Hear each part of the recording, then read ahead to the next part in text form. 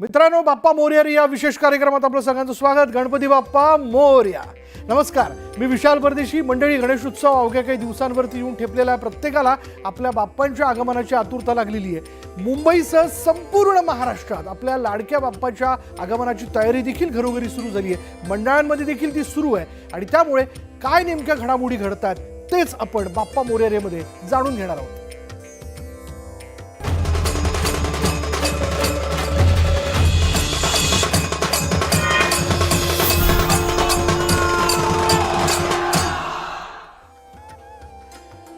मुंबईतल्या भव्य गणेश मूर्ती नेहमीच आकर्षक ठरत असतात, सगळ्यांच्या चर्चेचा विषय असतात. अशातच लालबागचा राजा म्हणजे अनेक भाविकांचं श्रद्धास्थान आहे.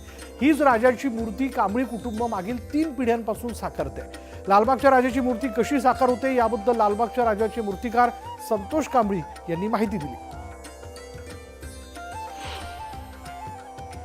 राजा हा नेहमीप्रमाणे भव्य दिवस असणार आहे, पण एक आमचं थोडं कॉन्फिडेन्शियल असतं. जे आम्ही सिंहासन वगैरे बनवत होते ते तुम्ही जेव्हा बाप्पाचं पहिलं फर्स्ट लुक जेव्हा असेल तेव्हा नक्कीच बघा. आणि बस एक आहे की आज इतके वर्षे ही सेवा आमच्या कांबळी कुटुंबाकडे बाप्पांनी एक जबाबदारी दिलेली आहे. ते पप्पा माझे आज वय 83 असतानाही आज एक साधारण 8 ते 10 फुटावर चढून लालबागच्या राजाचे डोळे काढत असतात. आणि ते त्यांना एक दैवी देणगीच आहे, कारण आज असंख्य करोडो भक्त राजाच्या चरणाजवळ येतात.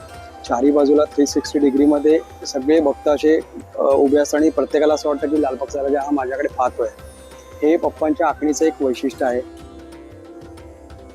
पुण्यातील ऐतिहासिक मंदिरांपैकी एक असलेलं त्रिशूंड गणपतीचं मंदिर, 3 सोंडी 6 हात असलेला हा दुर्मिळ गणपतीचा विग्रह, ऐतिहासिक शिल्पवैभवाने नटलेले आणि आध्यात्मिक दृष्टिकोनातून अतिपावन असलेल्या श्री त्रिशूंड गणेश मंदिराची वास्तुशैली अगदीच वेगळी आहे. श्री त्रिशूंड गणेशाची मूर्ती महाराष्ट्रात क्वचित आढळते आणि या मंदिराच्या निर्मितीमागे शिवमंदिराची कल्पना असल्यामुळं याची शैली शिवमंदिराप्रमाणे आहे. हे मंदिर 17व्या शतकात बांधल्याचं मानलं जातं.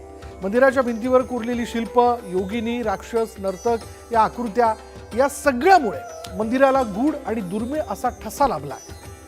तळघरात जिवंत झरा असल्यामुळं तिथे पाणी भरतं. दरवर्षी गुरुपौर्णिमेच्या निमित्तानं तळघर स्वच्छ करून भाविकांसाठी खुलं करण्यात येतं. भाविक गुरुपौर्णिमेला श्री त्रिशूंड गणेशाचं आणि दुर्लभ असलेल्या तळघरातील समाधीचं दर्शन घेतात. हे मंदिर जे आहे त्रिशूंड गणपती मंदिर, हे मंदिराची गणपतीची वैशिष्ट्य असे आहे की ही जी मूर्ती आहे ही आशिया खंडात एकमेव मूर्ती आहे. भारतात आपल्या अशी मूर्ती कुठेही पाहायला मिळत नाही. या मूर्तीला 3 सोंडा, साईडला रिद्धी सिद्धी आणि मांडीव शक्ती बसलेली आहे. आणि गणपतीचा जो आहे तो मोरावर बसलेला आहे, त्यामुळं मयुरेश्वर त्रिशूंड गणपती मंदिर म्हणून हे फेमस आहे. हे मंदिर, हे जे मंदिर या परिसरात पेशवे काळात इथं अतिशय धनाढ्य गोसावी समाज राहत होता. त्यांच्यापैकी भीमजीगिरी गोसावी जे होते त्यांनी आणि दलपतगिरी गोसावी हे 2 जे अतिशय धनाढ्य गोसावी इथे राहत होते, त्यांनी भीमजीगिरी गोसावींनी 1754 साली या मंदिराच्या बांधकामाला सुरुवात केली. सुमारे 350 वर्षांपूर्वी जळगाव जिल्ह्यातील रावेर इथे शहरातील मध्यवर्ती भागात असलेल्या पाराजवळील पिंपळाच्या झाडाखाली वाळूचा गणपती प्रकट झाल्याची आख्यायिका आहे. ग्रामस्थांच्या मदतीने याच पारावर गणरायाची मूर्ती विराजमान करण्यात आली. तेव्हापासूनच या गणरायाला पाराचा गणपती असं नाव पडलेलं आहे. नंतरच्या काळात गणपती मंदिराच्या जीर्णोद्धाराच्या वेळी या वाळूच्या मूर्तीचं विधिवत पूजन करून सिंदूर लावून या मूर्तीची स्थापना करण्यात आली. रावेरसह जळगाव जिल्ह्यातील मध्य प्रदेशातील अनेक भाविक या गणेशोत्सवाच्या दरम्यान या बाप्पांच्या दर्शनाकरता इथं गर्दी करत असतात. तर या संपूर्ण परिसरात नवसाला पावणारा असं या गणपतीची ओळख आहे. गणेशोत्सवाच्या दरम्यान 10 दिवस या पाराच्या गणपती मंदिरात भक्तांची दर्शनाकरता मोठी गर्दी होत असते.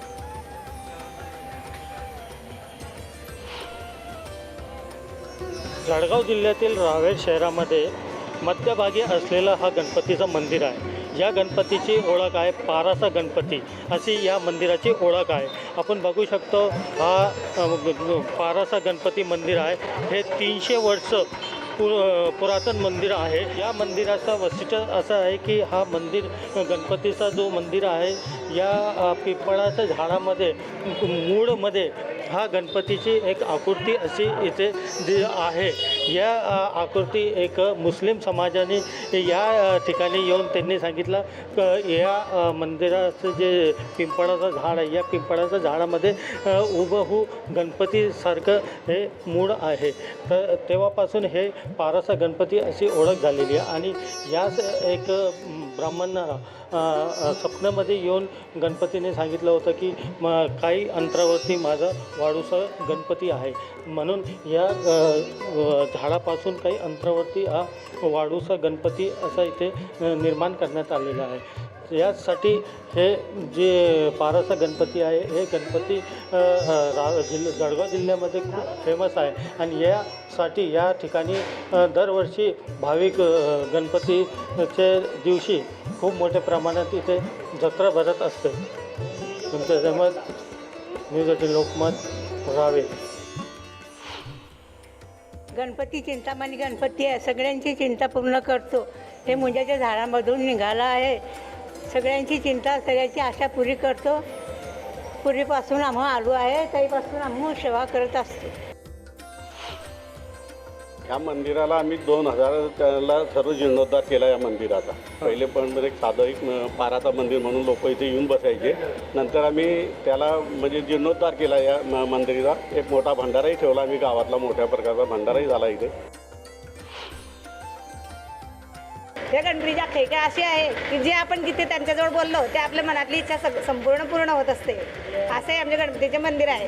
खूप वर्षापूर्वी आमचे लहानपण इथेच गेले आहे, मंदिरावरतीच खेळत होते आम्ही. लहानपणापासून आम्ही बघतो आहे इथे काहीच नव्हतं, फक्त गणपती महाराजांची मूर्ती होती. आणि ते झाडामध्ये पण काहीच होतं, पण गणपती महाराज झाडामध्ये बरोबर प्रकटले आणि सर्व भक्तांना दर्शन देऊन त्यांनी सांगितलं की माझे मंदिर असं असं आहे, ते तुम्ही मंदिर परिसरामध्ये पूर्ण बांधून झाले. इथे लोकांची ये जा वर्दळ नव्हतीच आधी, पण आता हे मंदिर जेव्हापासून समजलं लोकांना तेव्हापासून लोकांची वर्दळ चालू आहे. हे मंदिर 350 वर्षापूर्वीचं आहे. आणि जी मूर्ती आहे ती वाळूची मूर्ती आहे. स्वयंभू मूर्ती या ठिकाणी निर्माण झालेली आहे. या ठिकाणी एक उरेकर म्हणून नावाची व्यक्ती राहत होती. त्याच्या स्वप्नात गणपती बाप्पा गेले आणि त्यांना सांगितलं की इथून तुम्ही या मुंजापासून 10 पावलं पुढे जा, तिथे माझी मूर्ती आहे, ते मला या ठिकाणी तुम्ही हे करा. तर ते आम्ही त्याप्रमाणे या ठिकाणी केलं. तर या ठिकाणी त्यांनी त्या काळात केलं, आम्ही तर आता नवीन आहे. तर ही स्वयंभू मूर्ती आहे. राशी बाप्पांची नाना विविध रूपं.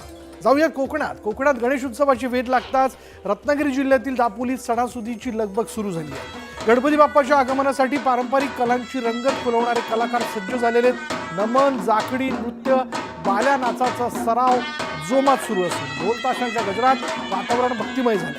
कोकणात सर्वत्र उत्साहाचे वातावरण आहे, वाद्य वाजू लागलेत. आता फक्त बाप्पांच्या आगमनाची आतुरता वाढते.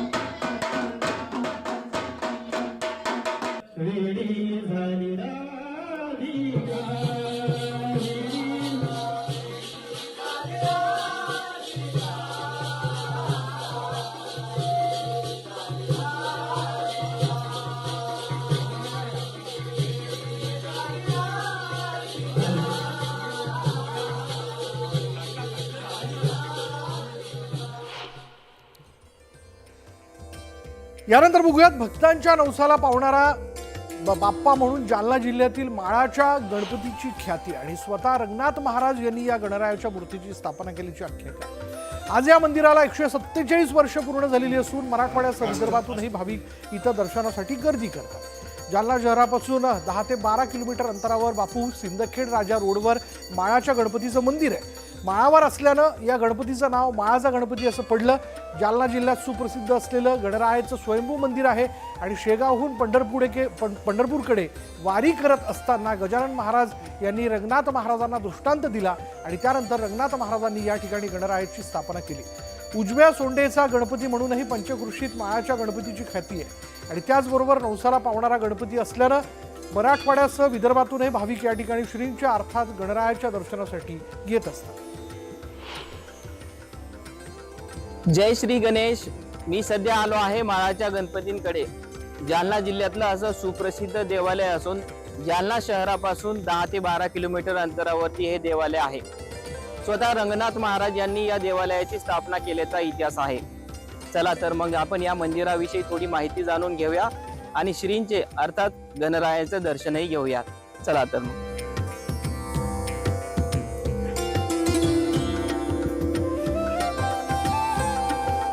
आता आपण या श्रींच्या अर्थात गणरायांच्या मंदिरामध्ये प्रवेश केलेला आहे. आपण जर बघितलं तर एक घंटा आहे आणि गणरायाच्या प्रवेशद्वारावरती मूषकराज जे आहे ते विराजमान असल्याचं आपल्याला या ठिकाणी बघायला मिळतंय. अतिशय सुंदर अशा पद्धतीची ही मूर्ती आहे. स्वतः रंगनाथ महाराज यांनी या गणरायांची स्थापना केल्याचा इतिहास आहे. स्वयंभू असं हे गणरायांचं मंदिर आहे. आपण जर बघितलं तर अतिशय सुंदर अशा पद्धतीची गणरायांची ही मूर्ती आपण या ठिकाणी बघू शकता. जालना शहरापासून सिंदखेड राजा रोडवरती जवळपास 10 ते 12 किलोमीटर अंतरावरती हे मंदिर आहे. आपण जर बघितलं तर या ठिकाणी अतिशय सुंदर अशा पद्धतीचं हे सभागृह असून या सभागृहाच्या वरती जर आपण बघितलं तर अष्टविनायकांच्या 8ही मूर्ती आपल्याला या ठिकाणी बघायला मिळतात आणि विविध भागातून जिल्ह्यातूनच नव्हे तर संपूर्ण मराठवाडा विदर्भातून सुद्धा या ठिकाणी भाविक जे आहेत ते दर्शनासाठी येत असतात आणि आपला नवस जे आहे ते या ठिकाणी बोलत असतात. रवी जयस्वाल, न्यूज 18 लोकमत, जालना. 1878ला स्थापना झालेली. आता 1925 चालू आहे. आता सरासरी 147 वर्ष झाले त्याच्या अंदाजानं हे रंगनाथ महाराजांना स्थापना केलेली. हा जिल्ह्यातून म्हणतात ना गोड पानाचा, हा गोड पानं पहिले त्याच्या खाली स्थापना झाली. पण तिथं योग्य वाटाणा कधी खोंगली होती, रस्ता होता, त्याच्यामुळं ते इकडं आले. इथे एक लिंबाचं झाड होतं. त्या लिंबाच्या झाडाखाली ते आहे ना थोडंसं पुढं सोडून 15 फुटावर अंतर स्थापना केली. श्री संत गजानन महाराज यांचे परमशिष्य श्री रंगनाथ महाराज नावा हे परमशिष्य होते त्यांचे. त्याने त्यांना पंढरपूरला 11 वाऱ्या जाण्याची विनंती केली. ज्यावेळेस त्याने पहिल्या वारीमध्ये त्यांना 11 गणपती स्थापन करण्याची आज्ञा दिली. त्याने रंगनाथ महाराज हे नाव्याहून मठाहून मुख्य मठाहून निघाले आणि ह्या अंकर देऊळगावच्या शिवारात आल्यावर त्यांनी उजव्या सोंडेची ही मूर्ती स्थापन केली. आता बघूयात भारतातील 21 प्रसिद्ध गणपतींपैकी बीडच्या नामलगाव इथे आशापूरक गणेशाचं पौराणिक आणि ऐतिहासिक महत्त्व असलेलं मंदिर आहे. करपरा, नारदा आणि बिंदुसरा या 3 नद्यांच्या संगमावर हे मंदिर आहे आणि 5.5 फूट वालुकामय पाषाणातील स्वयंभू मूर्ती दगडी मंदिर विराजमान आहे. आणि या नामलगाव इथलं हे अतिशय प्रसिद्ध असं स्थान आहे. गणेश क्षेत्र असं या स्थानाला म्हणलं जातं. या ठिकाणी भृशुंडी ऋषींनी गणेशाची उपासना केली आणि आपल्या उत्कट भक्तीच्या जोरावर भृशुंडी ऋषींना गणेशासारखी सोड प्राप्त झाली आणि त्यांना प्रति गणेश संबोधलं जाऊ लागलं. याच क्षेत्री यम शापमुक्त झाला आणि त्यानं आशापूरक गणेशाची स्थापना केली. या ठिकाणी गणपतीचं लग्न लावलं जातं. देशातील 21 गणपतींपैकी फक्त नामलगावमध्येच गणपतीचं लग्न लावलं जातं आणि आशापूरक गणपतीचं वैशिष्ट्य आख्यायिका जाणून घेतली आमचे प्रतिनिधी सुरेश जाधव यांनी. गणपती बाप्पा मोरया, मंगलमूर्ती मोरया असा जयघोष आता सर्वत्र गुमगुमलेला आपल्याला पाहायला मिळतोय. विशेषतः देशभरामध्ये जे 21 गणपती आहेत त्यापैकी बीड जिल्ह्यातला असलेला आशापूरक गणपती याचं 17वं स्थान आहे. आणि माझ्या पाठीमागे आपण पाहतोय अशा पद्धतीने ही 5.5 फुटाची स्वयंभू मूर्ती आहे आणि स्वयंभू मूर्तीमध्ये हा श्री गणेश या ठिकाणी विराजमान आहे. नेमकं काय सांगाल, श्री गणेशाची काय आख्यायिका आहे? लोक या ठिकाणी भाविक भक्त या ठिकाणी माता टेकवतात. हे आशापूरक गणपती हे स्वयंभू प्रकट झालेला आहे. भारतामध्ये जे आपले 21 गणपती आहेत भारतामध्ये त्यापैकी 17वं स्थान हे आहे. या ठिकाणी खाली त्रिवेणी संगम आहे. कर्पूरा, बिंदुसरा व नारद असं त्रिवेणी संगम या ठिकाणी आहे. शक्य 1634मध्ये मंदिराचा जीर्णोद्धार झालेला आहे. शक्य 1634मध्ये. आणि गणपतीचं नाव हे आशापूरक आहे, स्वयंभू प्रकट झालेले. ऋषींनी येथे 1000 वर्ष तपस्या केल्यानंतर साक्षात मोर्याने गणपतीने त्यांना दर्शन दिलं. त्यानंतर या ठिकाणी वार्षिक उत्सव आमचा माघ शुद्ध वसंत पंचमीला वार्षिक उत्सव असतो. भारतामध्ये फक्त नामलगावलाच गणपतीचा विवाह सोहळा पार पडतो, भारतात कुठेच पार पडत नाही, जो की नामलगावला पार पडतो महासुद्ध वसंत पंचमीला. आणि साधारणतः प्रत्येक चतुर्थीला लाखो भाविक या ठिकाणी येतात, लाखो हजारो भाविक येतात. आणखी पुजारी आपल्याकडे या ठिकाणी आहेत, उपाध्याय आहेत. नेमकी पूजा कशा पद्धतीने केली जाते? आता गणेश उत्सव देखील सुरू होतोय, नेमकी त्यात कशा पद्धतीने उत्सव? भाद्रपद शुद्ध अनंत चतुर्दशीच्या दिवशी त्या दिवशीपासून गणेश उत्सवाला सुरुवात होते.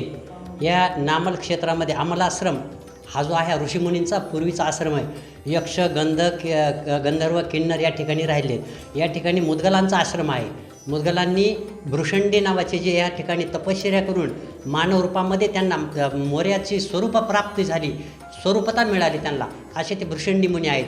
आणि त्यांच्याच या ठिकाणी हा जो आशापूरक आहे, सर्व जगत ब्रह्म्यांच्या आशा पूर्ण करतो. जगत ब्रह्म म्हणजे ब्रह्मा विष्णू महेश सूर्य आणि शक्ती हे उपासक आहेत या मोर्याचे. म्हणून या ठिकाणी हा आशापूरक या ठिकाणी नामल मलरहित हे क्षेत्र आहे, म्हणून याचं नाव नामल क्षेत्र आहे. आपण पाहतोय खूप ऐतिहासिक आणि पौराणिक महत्त्व असलेलं, विशेषतः स्वयंभू मंदिर असलेल्या या मंदिरामध्ये गणेश उत्सवाच्या निमित्ताने देखील यात्रा उत्सव होतात. मात्र देशभरामध्ये गणपतीचं लग्न इतर ठिकाणी कुठेही होत नाही, मात्र ते या नामलगाव क्षेत्रामध्ये होतं. आणि या ठिकाणी प्रत्येक भाविक येऊन नतमस्तक होत असतानाच आपल्याला पाहायला मिळतो. विशेषतः जर एकंदरीत बघितलं तर या देवस्थानाच्या विकासाच्या दृष्टिकोनातून देखील शासन प्रशासनानं लक्ष देणं अपेक्षित आहे. आता एवढ्या मोठ्या प्रमाणात लाखो भाविक भक्त या ठिकाणी येतात, तर आल्यानंतर त्या दृष्टिकोनातून विकासाचे जे मुद्दे आहेत ते देखील होणं अपेक्षित आहे. सुरेश जाधव, न्यूज 18 लोकमत, बीड.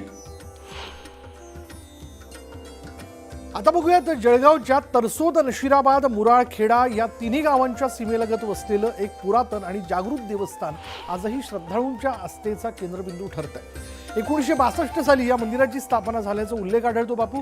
आणि सुमारे 3 फूट उंचीची मूर्ती इथे प्रतिष्ठापित असून संत झिपरू, अण्णा महाराज, गोविंद महाराज तसंच नरसिंह सरस्वती स्वामी यांच्या पदस्पर्शाने हे स्थान पावन झालेलं आहे. मंदिराला सुमारे साधारण 450 वर्ष जुनं चिंचेचं झाड आणि वडाचं झाड आजही भव्य स्वरूपात इथे उभं आहे. आणि त्याचप्रमाणे मंदिराच्या परिसरात असलेली पुरातन विहीर या ठिकाणच्या इतिहासाची साक्ष देते. ग्रामस्थांच्या म्हणण्यानुसार हे ठिकाण केवळ धार्मिक श्रद्धेचं नव्हे तर इतिहास आणि संस्कृती जपणारं केंद्र आहे. आजही परिसरातील भक्तगण मोठ्या श्रद्धेनं इथे येऊन दर्शन घेतात.